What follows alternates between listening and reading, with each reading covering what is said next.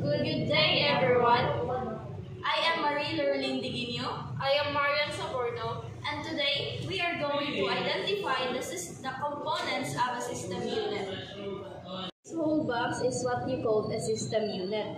And of course, we have the front panel, the back panel, and of course, the inside. So, after we remove the cover, so this is the power supply. So, from the word itself, siya yung nagsusupply ng power sa ibang parts dito. At this is hard disk, the CPU fan, the heat sink, and Under the CPU fan is the CPU processor. no, it's a processor. And this is CMOS battery, and the wires that is connected to the front panel. And this is the memory. And this is the RAM slot, RAM slot. RAM slot, okay. This is a This is RAM memory. RAM memory din. Then this is the RAM slot. Then This is the 20-pin ATX. 20-pin ATX connector.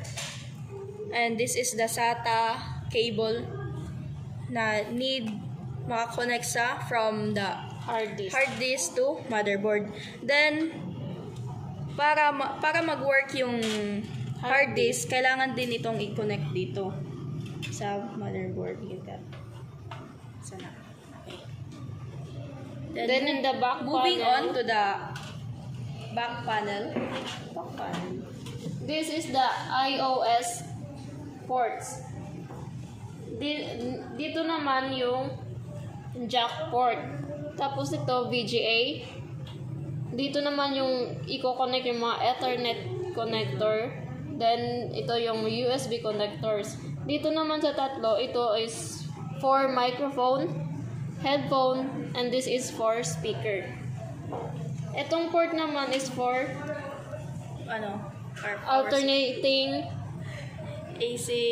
alternating current port. AC. Alternating current port. Okay. Continue na to. And of course, the switch. The switch. For Turn and off. on and off. On and off.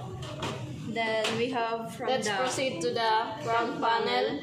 This is the reset button, power button, LED lights. Then this is a USB ports. Then it is for microphone, headphone. These two in the side is for additional kung gustong mag-upgrade. okay. And those are the components of a system unit. Hope you learned something from us. Thank you.